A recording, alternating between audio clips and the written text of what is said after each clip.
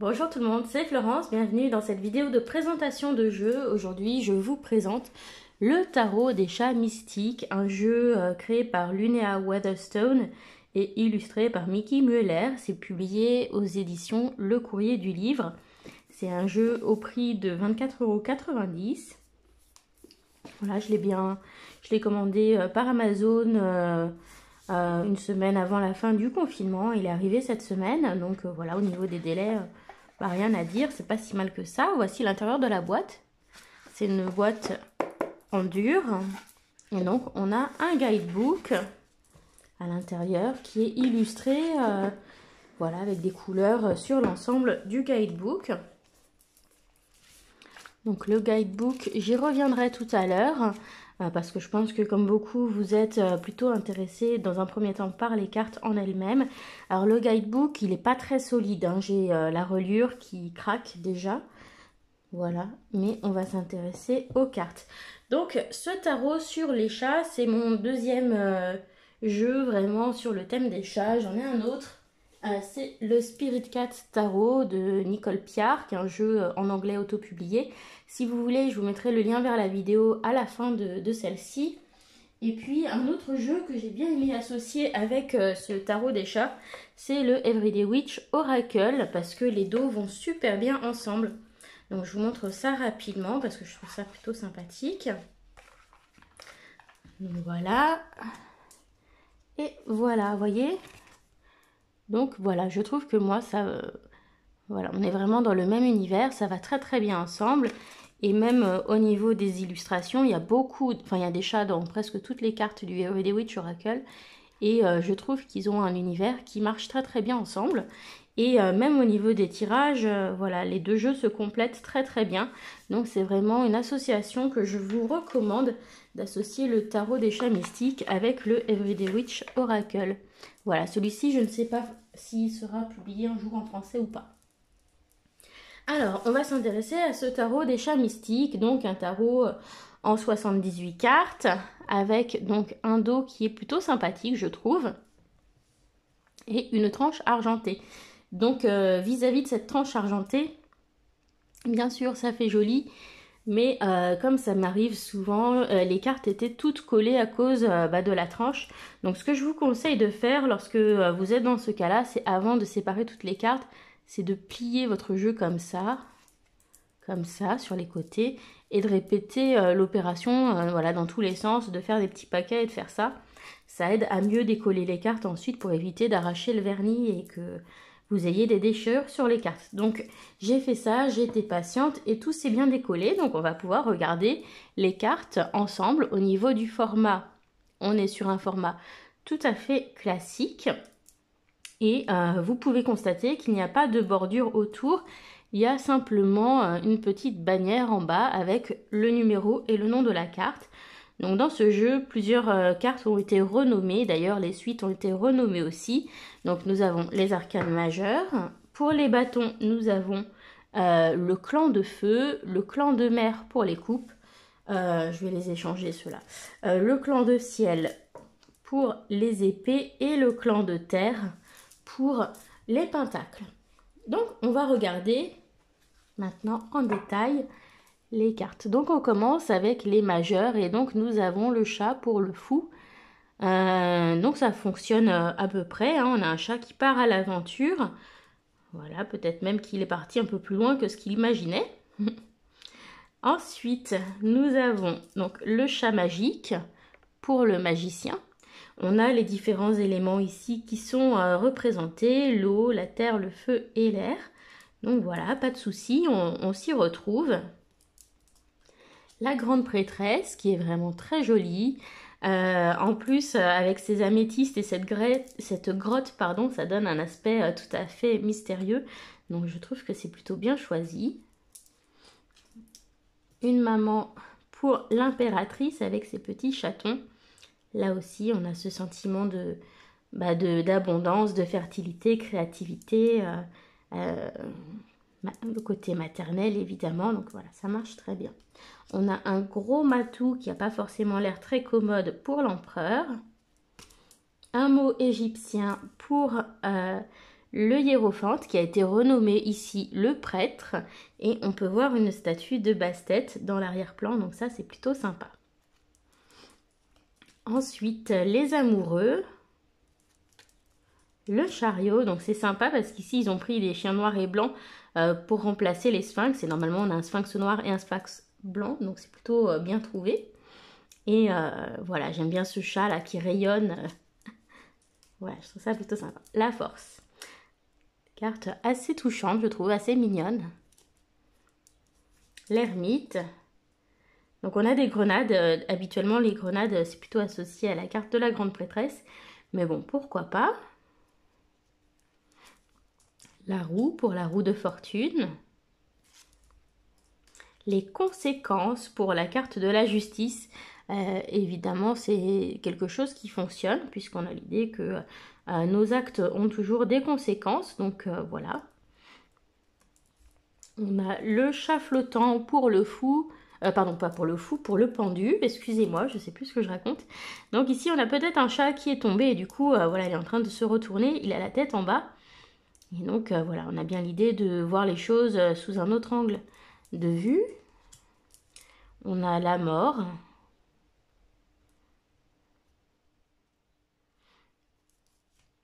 La tempérance qui a été renommée la grâce. Le chat démon qui ressemble à mon petit Spooky d'amour. Voilà. Mais des fois, ça lui va bien. Hein. Des fois, c'est un petit démon aussi. Alors cette carte, je l'adore, la tour avec l'arbre à chat qui s'écroule, je trouve que c'est plutôt bien trouvé, c'est assez drôle en plus. Les étoiles, la lune, que j'adore avec ses yeux en mode vision nocturne. Le soleil, bah voilà, ça aussi c'est super bien trouvé parce que quand il y a du soleil, mes chats, c'est exactement ce qu'ils font. Soit ils se roulent comme ça sur la terrasse, ou alors ils se roulent comme ça derrière la baie vitrée pour prendre les rayons du soleil et profiter de l'instant. Donc voilà, je trouve que c'est vraiment bien pensé tout ce qu'il y a dans ce jeu. Ensuite, on a le gentil chaton pour la carte du jugement. Moi, ça me fait penser à la scène dans Le Roi Lion où Mufasa apparaît dans les étoiles pour parler à Simba. Et puis le monde avec le chat qui contemple depuis sa fenêtre. Voilà, voilà. Donc ça, c'est pour les majeurs. Moi, je trouve que c'est plutôt bien trouvé. Et c'est un jeu qui est vraiment sympa parce que si vous aimez les chats, évidemment, vous allez en trouver dans toutes les cartes. Mais c'est pas juste un jeu avec des chats qui va être mignon. En plus de ça, je trouve que les scènes qui sont représentées sont suffisamment parlantes pour que on puisse transférer et interpréter la signification des cartes. Donc en plus, ça va être un jeu assez facile à comprendre, même pour des débutants.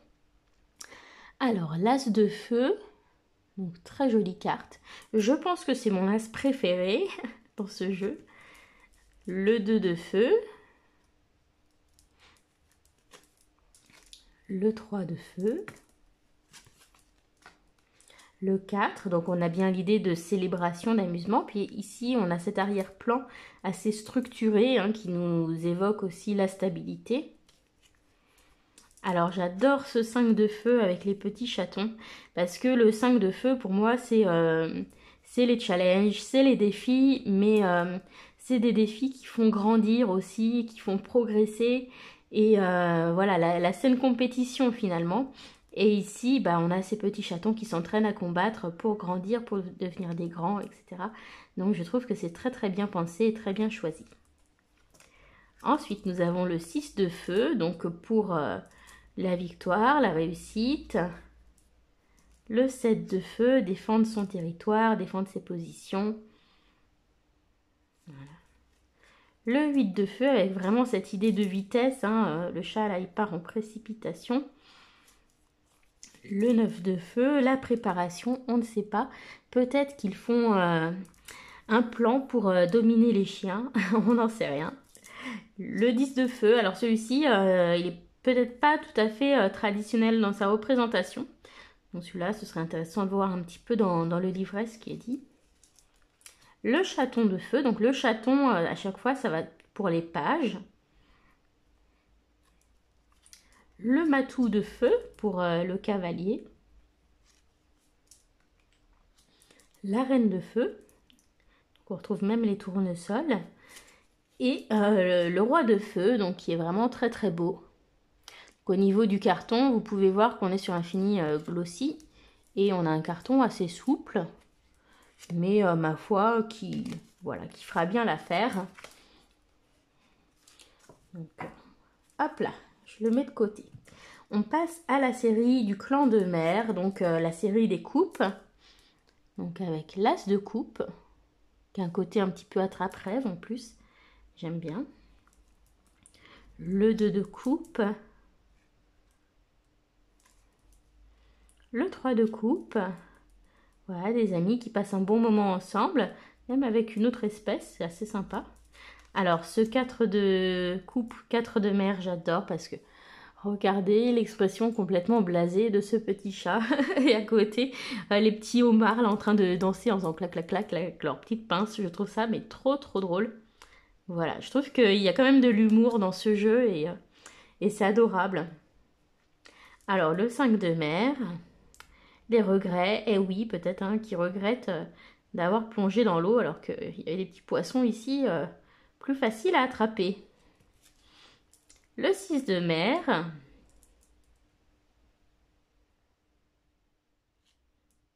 le 7 de mer, le 8,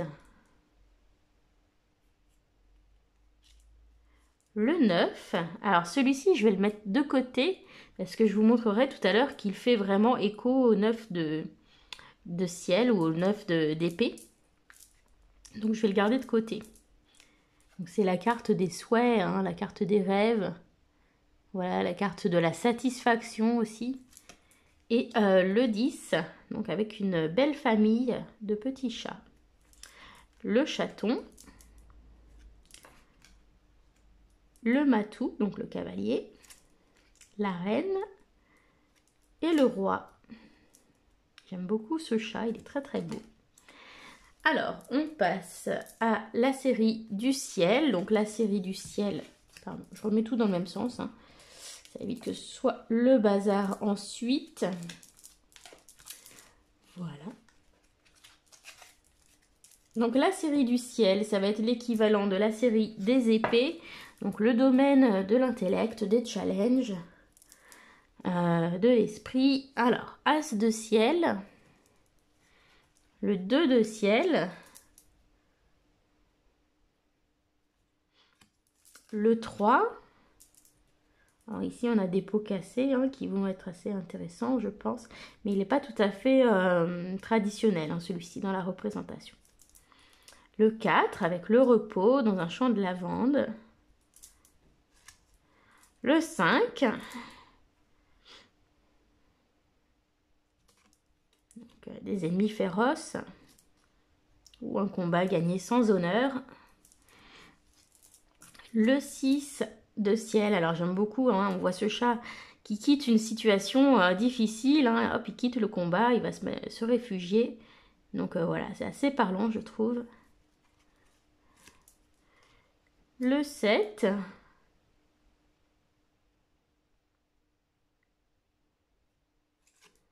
Le 8. Voilà, là je trouve ça plutôt sympa qu'à la place des épées, pour montrer le côté emprisonnement, enfermement, on ait pris quelque chose de naturel. Donc voilà, en l'occurrence une branche ou des racines. Et le fameux 9 de ciel, donc que je vais vous comparer. Donc c'est la carte des cauchemars, des pensées envahissantes, des peurs, des angoisses, etc. Et donc vous voyez, elle est construite un peu sur le même modèle que le 9 de coupe, sauf que là on va avoir des visions positives, rassurantes, satisfaisantes, tout ce qu'on peut souhaiter, et ici voilà tout le contraire, hein. Donc ici bah, il a l'herbe à chat, les jouets, la gamelle de lait, les poissons, la nourriture, etc., hein. Les petites souris, et puis ici au contraire tout ce qui lui déplaît, donc le bruit, le chien du voisin, les puces, les serpents, un méchant chat qui l'embêtait, le vent. voilà, les oiseaux. Donc voilà, je trouve que c'est très très sympa et il y a des petits parallèles comme ça qui sont vraiment sympathiques. On continue donc avec le 10 de ciel. Voilà, donc on voit que voilà, c'est quelque chose qui se termine de manière assez difficile, hein. Alors, le chaton de ciel, le matou, donc le cavalier, la dame et le roi. Et donc, on va terminer avec la série de terre, donc qui va être l'équivalent des pentacles. Donc, avec l'as de terre, le 2, donc on retrouve bien l'idée d'équilibre, le 3, le 4, le 5, donc voilà, finalement assez traditionnel dans sa représentation aussi. Le 6, hein, pour la générosité. Le 7, alors j'adore cette carte du 7 de terre, avec le chat là qui guette le trou. On a vraiment l'idée de devoir patienter encore un peu pour que ce soit bon et que ce soit, voilà, pour que le travail paye. Donc voilà, si vous avez déjà observé votre chat en train de chasser dans le jardin, bah voilà, ça vous parlera. Le 8 de terre avec une maman chat qui est sûrement bien occupée. Le 9 de terre, donc satisfaction, abondance matérielle, confort, le luxe, etc. Voilà. Le 10 de terre, voilà, c'est le paradis des chats. Et j'adore ce petit chaton de terre, là, le page, je le trouve vraiment trop, trop, trop mignon. Le matou de terre.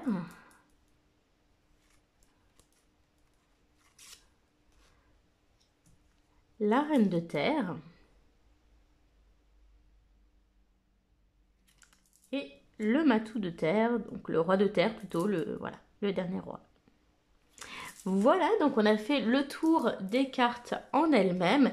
Donc on va jeter un petit coup d'œil à ce qu'il y a dans ce fameux guidebook. Et puis voilà, on aura fait le tour.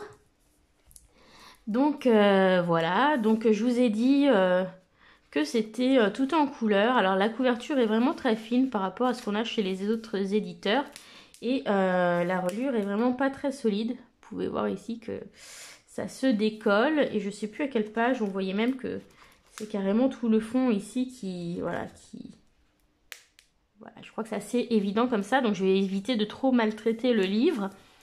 Après, c'est pratique parce que c'est un jeu qui est en français. Puis en plus, il est assez facile à comprendre. Si vous aimez les chats, si vous en avez ou vous en avez eu, vous comprendrez facilement l'ambiance de la carte.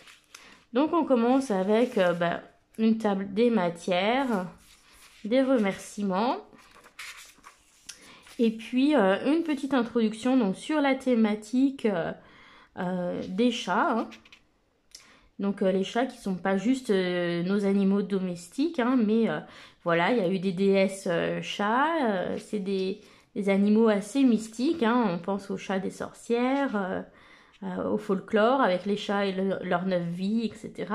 Donc voilà, c'est quand même un animal assez inspirant et assez mystique. Voilà. Ensuite, bien, on vous présente un petit peu la structure du jeu, donc avec les arcanes majeures. Donc on vous donne les correspondances entre le traditionnel Rider-Waite et puis les noms qui ont été modifiés ici dans le tarot des chats mystiques. Il y a la même chose par rapport aux suites, hein, donc bâton, coupe, épée, pentacle, donc qui devient feu, mer, ciel et terre. On vous explique ce que sont les cartes de cours. Et puis ensuite, comment utiliser les cartes. Donc voilà, c'est vraiment un jeu qui est facile à prendre en main, même si vous êtes débutant, même si c'est votre premier tarot, on vous explique tout en détail.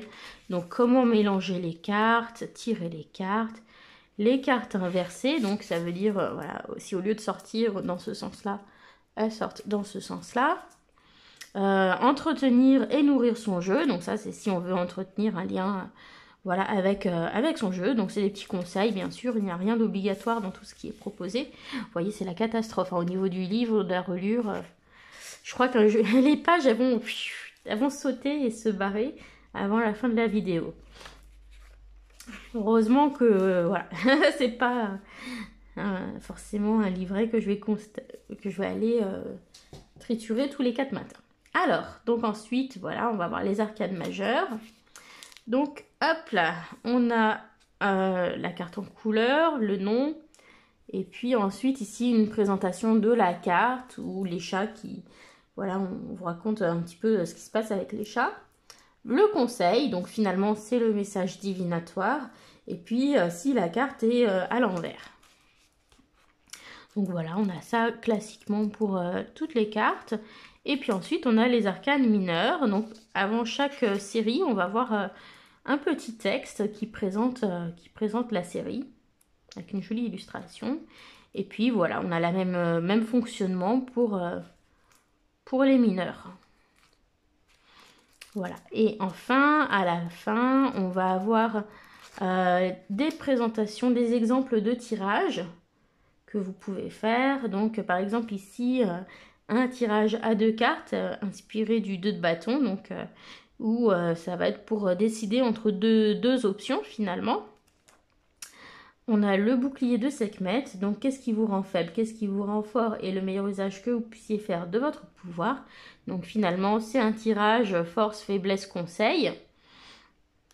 Et puis ici, on a un tirage, le conseil des 5 tigres, qui est inspiré du zodiaque chinois. Donc qu'est-ce qui augmente, qu'est-ce qui requiert de l'énergie, qu'est-ce qui rassemble tout cela, qu'est-ce qui diminue et qu'est-ce qui est caché. Et puis un tirage karmique qui s'appelle le tirage des 9 vies, donc en 9 cartes. Donc je trouve que c'est pas mal d'avoir pensé à quelque chose sur le thème du karma avec ce mythe ou voilà, cette croyance que les chats ont 9 vies. Je trouve que ça marche plutôt bien. Et puis on termine avec une petite présentation de l'auteur et de l'artiste. Et enfin, c'est plutôt sympa, les petits croquis. Voilà, et la création de plusieurs des cartes avec les petites idées, voilà, voilà, quel était le concept. Donc voilà, je trouve ça plutôt sympathique. Et voilà, donc j'espère que cette présentation vous a plu. Et puis, je vous souhaite à tous une bonne journée. Donc moi, en tout cas, c'est un tarot que j'ai commencé à utiliser. Malgré son côté mignon avec les chats, je le trouve tout à fait parlant. Et on peut avoir de très bons tirages, des tirages sérieux avec, tout en ayant une imagerie plutôt mignonne. Donc voilà, je trouve que c'est plutôt sympa. C'est un jeu qui fera peut-être moins peur pour des débutants. Et puis voilà, quoi, au niveau artistique, je trouve que c'est très très sympa. Enfin, bien sûr, si on aime les chats. Hein. et voilà, moi j'aime beaucoup. Donc ça fait à peu près 1 an que je l'avais sur ma wishlist. Et voilà, je suis contente de mon achat. Voilà, je vous dis à bientôt pour d'autres présentations de jeux et puis pour les tirages des énergies chaque semaine. Bisous à tous, bye bye.